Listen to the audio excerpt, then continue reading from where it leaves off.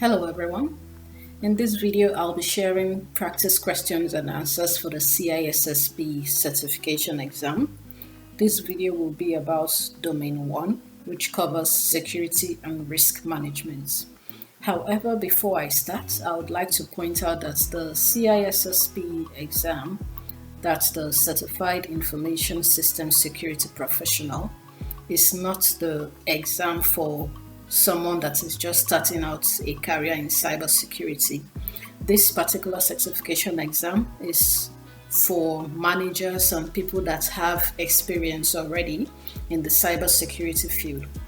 So to be endorsed for this certification, you need to have had about 5 years working experience in the cybersecurity field in either of the domains. For the CISSP, it actually covers 8 domains, which are security and risk management, asset security, security architecture and engineering, communications and network security, identity and access management, security assessment and testing, security operations, and software development security. Now, for this exam, 15% of the questions will be coming from Domain 1, 10% will be coming from Domain 2, Asset Security, 13% will be on Security Architecture and Engineering, 14% will be on Communications and Network Security, 13% will be on Identity and Access Management, 12% will be on Security Assessment and Testing, 13% of the questions will come from Domain 7, which covers Security Operation, and 10% will be coming from Domain 8, which is Software Development and Security. For this exam, you need to note that most of the options will make sense, but you have to think like a manager in order to select the best option. So we'll just start off with the questions. Question 1. When assessing the security of industrial control systems, ICS, what is the primary focus of a red team engagement? Option A, simulating realistic cyber attacks to test ICS defenses. Option B, auditing compliance with industry standards and regulations. Option C, conducting penetration tests on ICS devices. Option D, identifying vulnerabilities in the ICS network infrastructure. The answer here would be option A, simulating realistic cyber attacks to test ICS defenses. So the red teams aim to identify vulnerabilities and weaknesses in the security posture of ICS systems. They do this by emulating the tactics, techniques, and procedures of potential attackers. So that is the primary focus of a red team engagement. Question 2.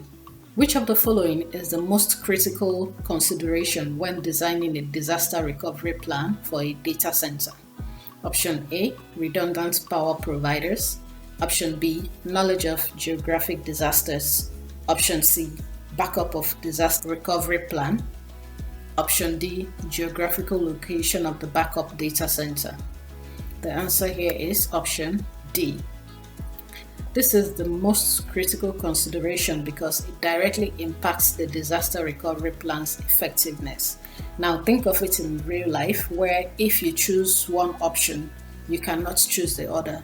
If you look at all these options, they actually make sense, but the most critical consideration is having a backup data center in a different geographical region in order to reduce the risk of both the primary and the backup data centers being affected by the same disaster. So that is why option D is the most critical consideration. Question 3. What is the primary goal of a security governance framework? A. Aligning security with business objectives. B. Maximizing shareholder profits. C. Mitigating all risks to zero. D. Compliance with industry standards. The answer here is option A, aligning security with business objectives. Question 4. Which business continuity document is a functional analysis that lists the critical and necessary business functions, their resources, dependencies, and their level of criticality to the overall organization? A. DRP, B. BIA, C. Contingency plan, D. BCP. The answer is B. BIA.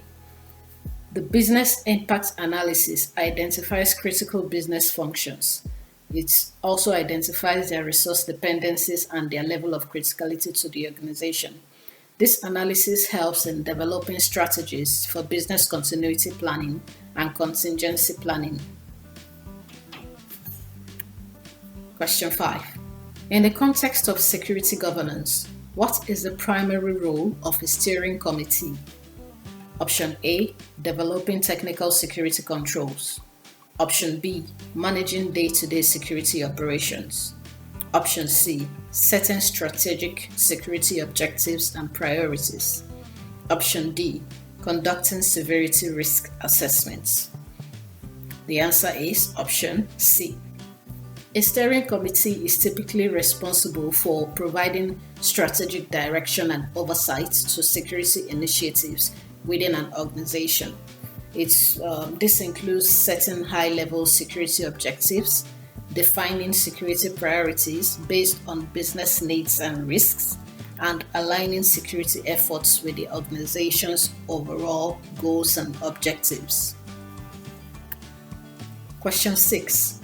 After identifying a fraud, a security professional seeks to implement policies to reduce fraud and the possibility of employee collaboration. Which of the following is the most effective security control to detect and prevent similar fraud in the future?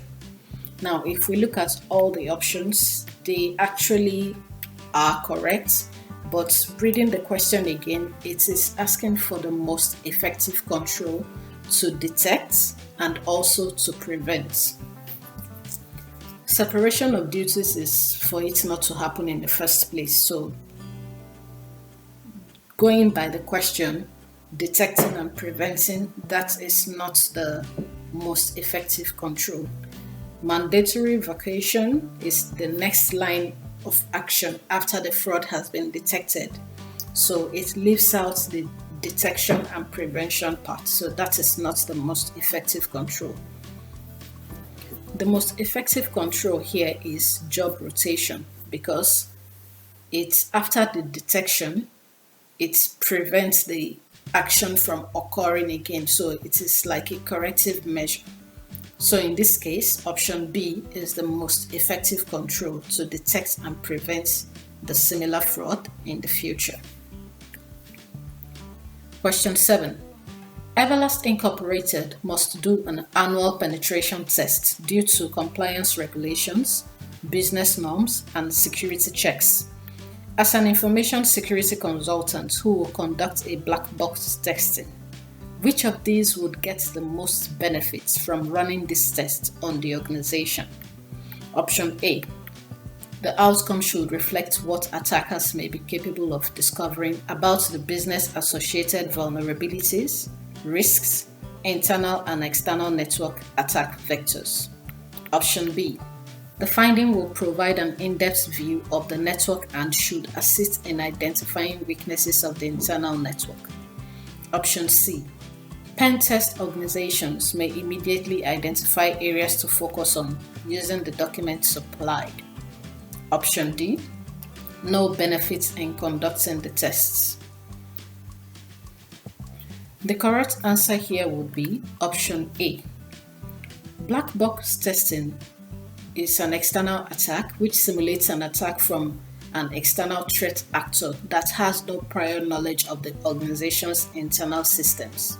By conducting this type of test, the organization can gain valuable insight into the potential vulnerabilities and weaknesses that can be exploited by real attackers. Now, this penetration test, it helps to identify areas of weaknesses in the organization's defenses, and it allows for the implementation of appropriate countermeasures to mitigate this risk. So that is why A is the most benefit from running the black box testing in the organization. Question 8. Which background check is the most important when hiring someone who will drive a motor vehicle? Option A, immigration status. Option B, credit history. Option C, driving record. Option D, education verification. The correct answer here is option C. Driving record is the background check that will be done when you're hiring someone that will drive a motor vehicle. Remember, you're thinking as a manager here.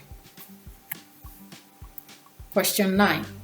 In the context of security risk management, which of the following risk treatment options is the most appropriate for risks that are outside the organization's risk appetite?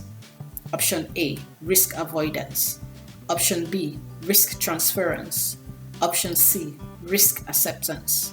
Option D, risk mitigation. The answer here is A, risk avoidance. This involves taking actions that will completely eliminate or withdraw from activities or situations that pose unacceptable risks to the organization. Question 10. In a security incident response plan, what is the most crucial step immediately after detecting a security incident? Option A, implementing containment and mitigation measures. Option B, gathering evidence for legal prosecution. Option C, notifying executive management and stakeholders. Option D, identifying the scope and impact of the incidents. The correct answer here is option A.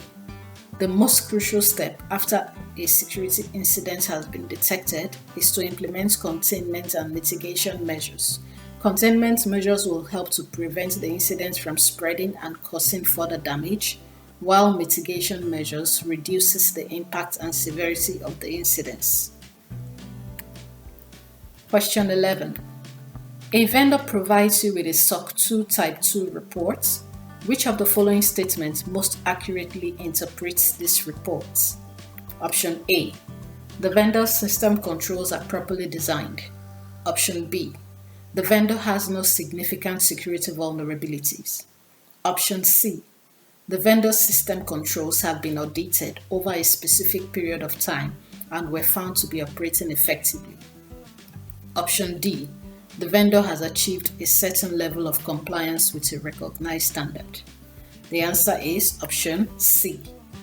The SOC 2 Type 2 reports provides assurance regarding the effectiveness of a service organization's system controls over a period of time. It's typically a minimum of 6 months. It is issued by an independent auditor after conducting an assessment of the organization's control against the trust services criteria that include security, availability, processing integrity, privacy, and confidentiality.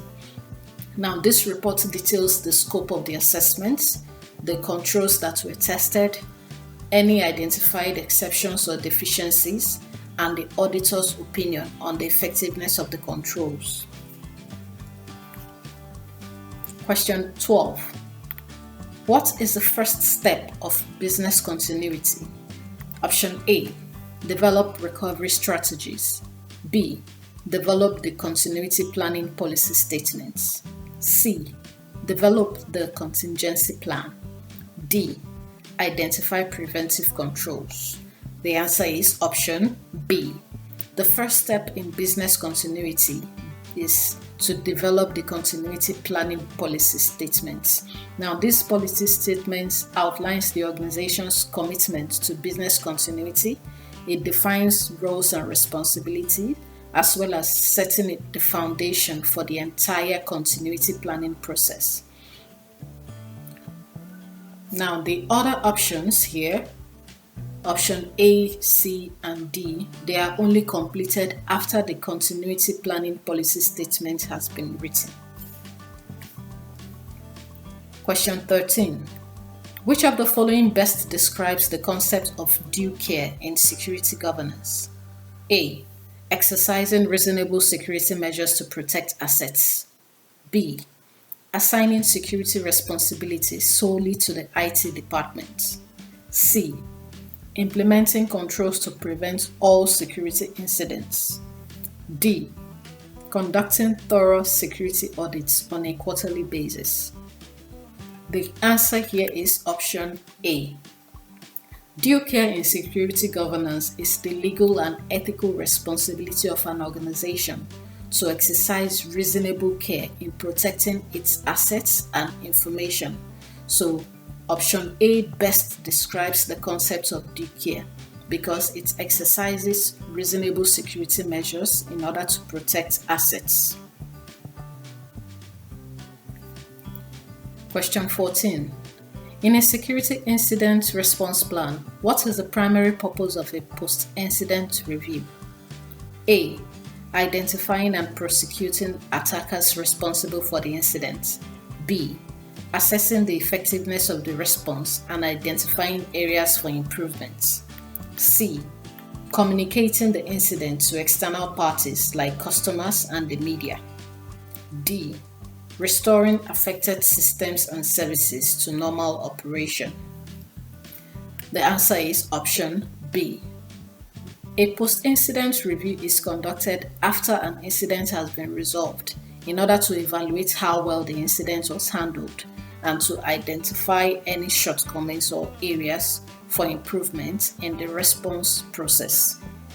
Now, this review helps organizations to learn from past incidents, to strengthen their incident response capabilities, and to enhance their overall security posture. Question 15. In which phase of the embedded device analysis are checksums utilized? Option A, presentation. B, preservation. C, collection. D, analysis. The answer here is option B, preservation. In the preservation phase, original artifacts are preserved in a way that is complete, reliable, and verifiable with the use of cryptographic hashing, checksums, and documentation. Question 16. When assessing the risk to personal health information, PHI, which of the following should be of primary concern? Option A, data access and control agreements with the cloud provider. Option B, location of data centers. Option C, SLA uptime guaranteed by the cloud provider. Option D, type of encryption used in data storage. The correct answer here is option A, data access and control agreements with the cloud provider. Having this ensures that the responsibilities related to personal health information are clearly defined and understood. Question 17.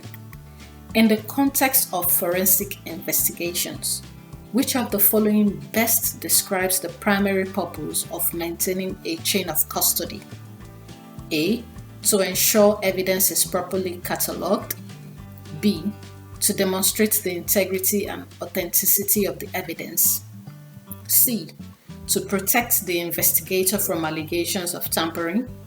D, to ensure that only authorized personnel handles the evidence. The answer here is option B. The best and primary purpose of maintaining a chain of custody is to demonstrate the integrity and authenticity of the evidence. Maintaining a chain of custody involves documenting the chronological history of the handling, custody, and location of evidence from the time it is collected until it is presented in court. Question 18. Which of the following is a series of steps or actions taken in order to achieve a particular end? Option A, runbook. B, procedure. C, workflow. D, process. The answer here is option D. Process is a series of steps or actions that are taken in order to achieve a particular end. Question 19. An organization wants to ensure its sensitive data is unreadable, even if it is intercepted during transmission. Which principle is the organization most concerned about? Option A, confidentiality. Option B, integrity. Option C, availability. Option D, non-repudiation. The answer is obvious in this case. The organization wants to ensure that its data is unreadable even if it is intercepted during transmission.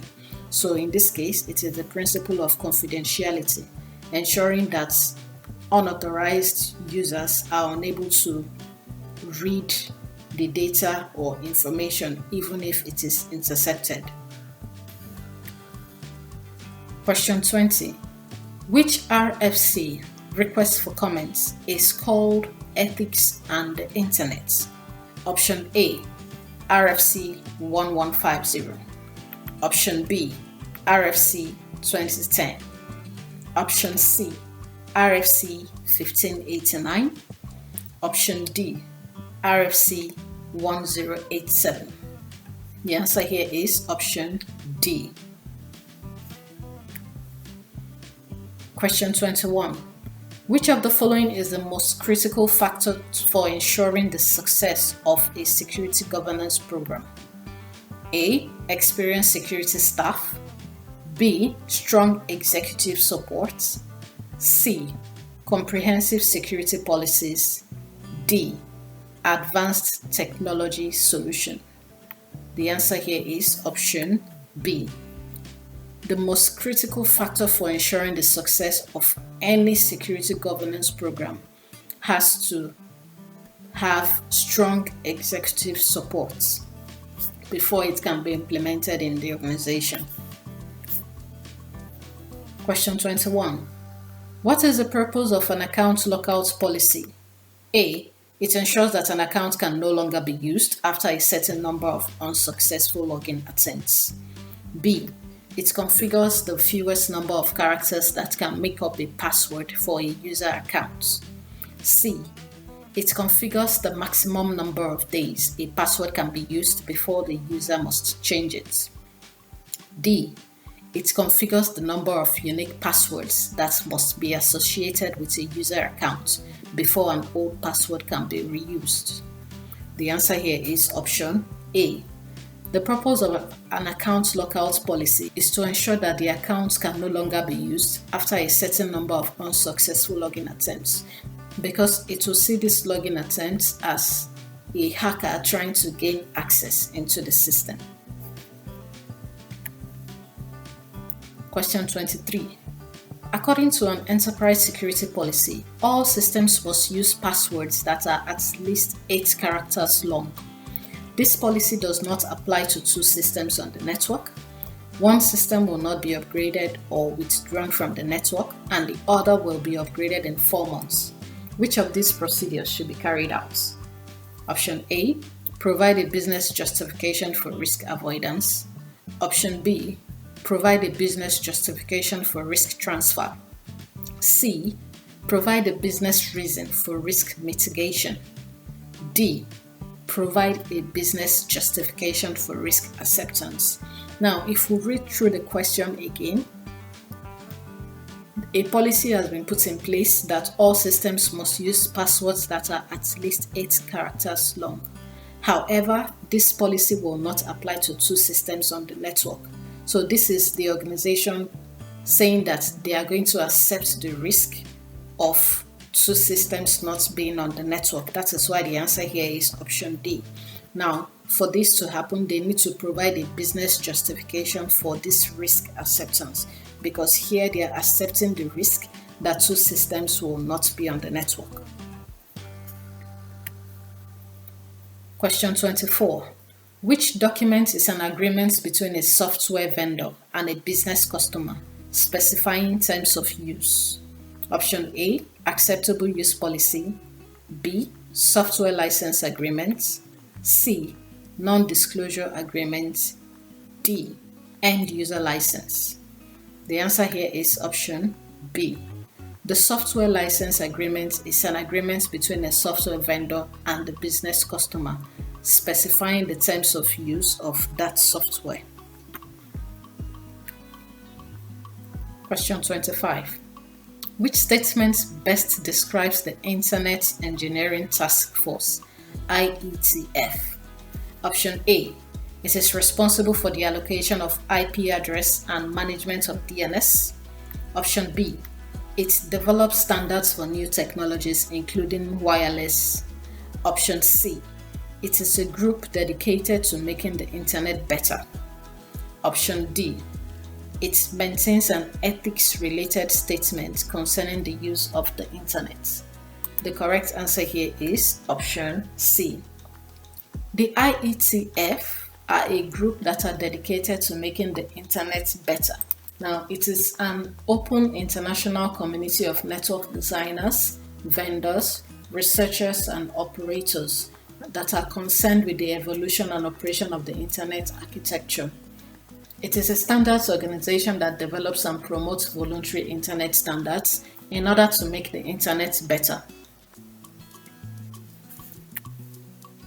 Question 26. Which organizational role owns a system and must work with others to ensure that data is secure? Option A. System owner. Option B. Data custodian. Option C. Data owner. Option D. Business owner. The answer here is option A. A system owner owns a system and must work with others to ensure that data is secure. Question 27. A loss of electricity is an example of which type of threat? A. Internal threat. B. System threat. C. Man-made threat. D. Natural threat. The answer is option B. System threats are those that exist from the failures in systems that provide basic services. Internal threats are threats that comes from inside the organization. It could be from disgruntled employees who want to sabotage the system. Natural threats are like natural disasters that happens, while man-made threats are the threats that comes from, hackers and bad actors. So in this case of a loss of electricity, it is a system threat that exists from the failure in the system that provides power services. Question 28.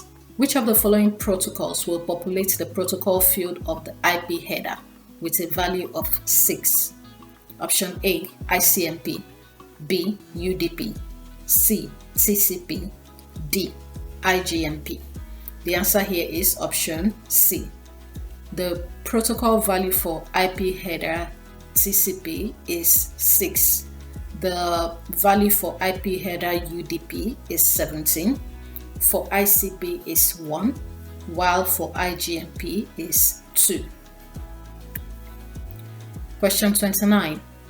What concept is often included in security awareness training to educate employees about deceptive tactics used by attackers? The answer here is option C. Social engineering. In social engineering, attackers use deceptive methods to try and deceive people into divulging sensitive information like their credit card details, their passwords, their token numbers, things like that. Question 30. What is the role of communication in change management with respect to cybersecurity? Option A. To keep changes confidential to prevent leaks. B. To increase the complexity of security measures. C. To delegate responsibility for changes to a third-party provider. D. To inform employees about changes in security measures. The answer here is option D. Communication in change management informs employees about any new changes that has been made to the laid down security measures.